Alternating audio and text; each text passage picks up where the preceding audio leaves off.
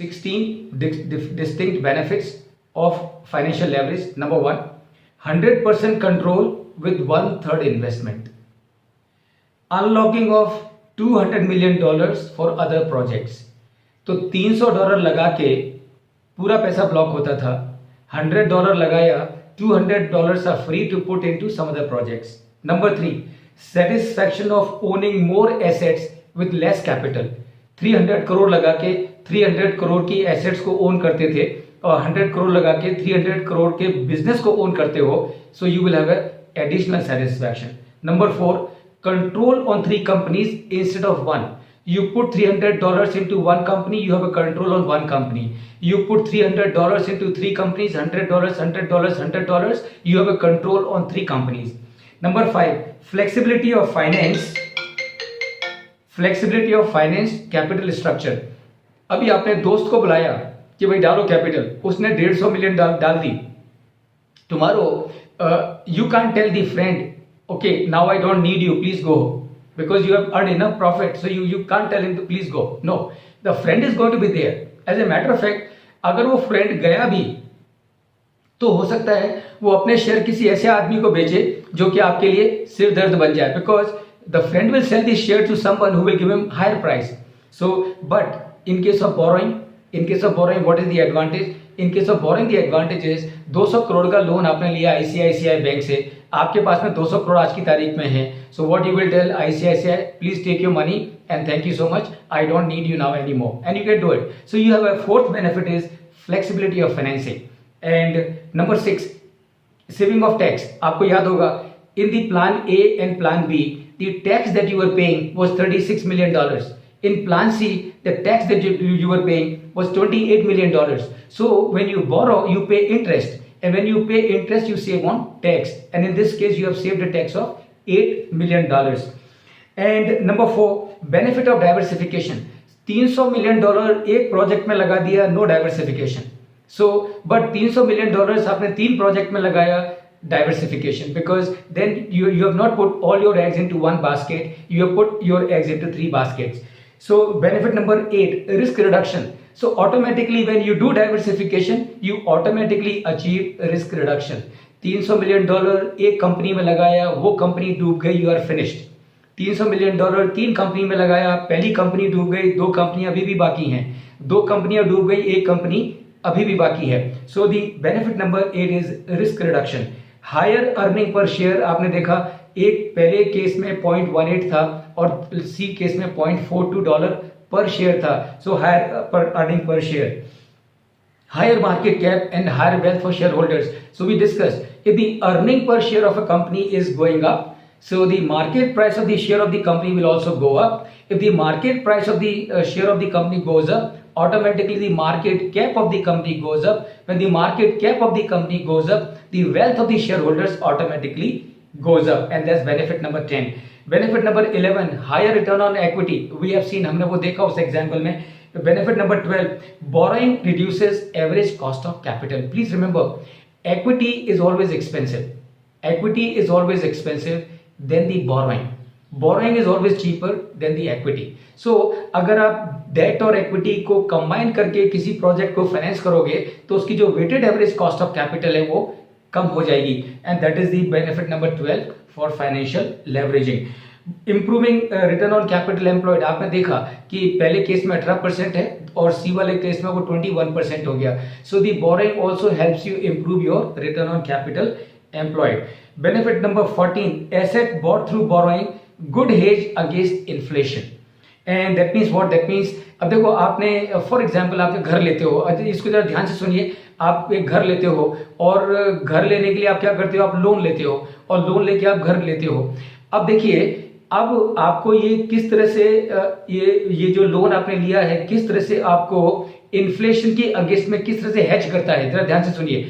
आपने लोन लिया, आपकी ईएमआई फिक्स हो गई, आपकी ईएमआई फिक्स हो गई. अभी इन्फ्लेशन कितना भी बढ़ने दो, आपकी ईएमआई बदलने वाली नहीं है. So it helps you to safeguard yourself against the inflation. Not only that, please remember, आपकी ईएमआई तो फिक्स हो गई, लेकिन आपका जो घर है उसकी वैल्यू बढ़ती जा रही है और बढ़ती जा रही है. उसके अलावा और एक बड़ी बात, आपकी जो अभी की तनख्वाह है और आगे की जो तनख्वाह होगी, तनख्वाह तो बढ़ने वाली है लेकिन आपकी लोन लायबिलिटी उतनी ही रहने वाली है. So that is benefit number 4. Asset brought through borrowings is a good hedge against inflation. As benefit number 15, benefit of asset appreciation. So जो भी आप asset खरीदते हो, obviously its value is increasing with the passage of time. So that is the benefit. And benefit number 16, last but not the least, is running business with others' capital is always good. Is always good. As a businessman, as an entrepreneur, as a promoter, as a shareholder, as an investor, remember it is always preferred that you do business with somebody else's capital, because when you are doing business with somebody else's capital, the cost that you are paying is only 10%. The benefit that you are getting from this project may be 15%, 20%, 25%. So using somebody else's capital gives you that benefit also. So friends, these are distinct 16 advantages of financial leveraging. But please remember, and I would like to repeat it once again, financial leverage is a twin-edged sword. If not used carefully, it can prove to be suicidal. Why do I say this? Please pay attention. All the companies, and I'm sure all of you have heard of this, that there is something called insolvency and bankruptcy code. You have heard of many companies in last 5 years have changed hands. SR Steel, that earlier belonged to Ruias, is now belongs to ArcelorMittal. Bhushan Steel, that earlier belonged to their earlier owners. Now this company now belongs to Tata Steel. Bhushan Power and Steel, earlier belonged to the same set of people, now belongs to Jindals. Ruchi Soya, earlier belonged to somebody, now belongs to Baba Ramdev, Patanjali. Alok Industries, earlier belonged to somebody, now belongs to Reliance. So please remember, borrowing is a twin-edged sword. अगर उसको तरीके से नहीं use किया तो खतरनाक हो सकता है. जितनी भी कंपनियां एनसीएलटी में गई हैं, जिनकी बैंकरप्सी रेजोल्यूशन का केस फाइल हुए हैं, वो सारी कंपनी कौन सी थी?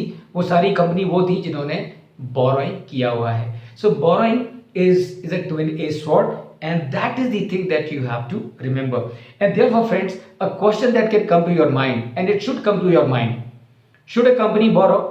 And the answer is yes, provided market conditions are good, economic conditions are good, provided the cost of borrowing is lesser than the return that you are going to earn on account of this borrowing.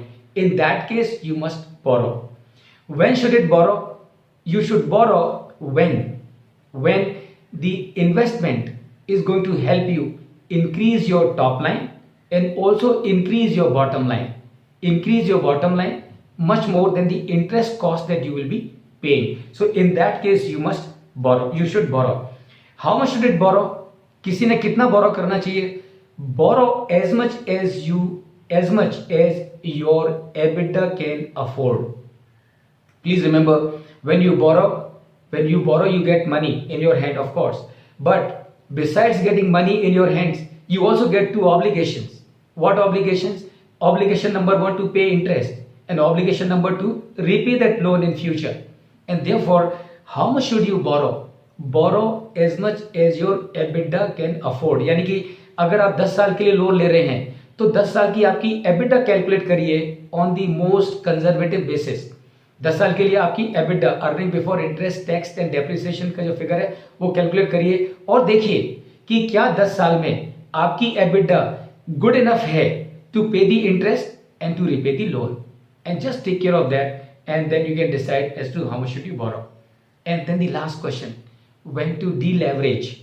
Leveraging का मतलब है बोरो करना. Deleveraging का मतलब है loan जो लिया है उसको चुकाना, उसको रीपे करना. So remember, in certain situations, leveraging will be useful. In other situations, deleveraging will be useful. And what is the meaning of deleveraging? Deleveraging का मतलब है to repay your debt. What does it mean? When do you do it? When do you do the deleveraging? So there are times in the economy of any country, and every country for that matter, even globally, that the whole economy passes through economic cycles. So it is quite possible that the economy will be passing through a depressed the phase of the economic cycle. यानी कि demand नहीं है, market नहीं है, और EBITDA खतरे में है, एबिटा कमजोर है, सेल्स नहीं है, एबिटा वीक है, पैसा देने के लिए, इंटरेस्ट भरने के लिए पैसा नहीं है।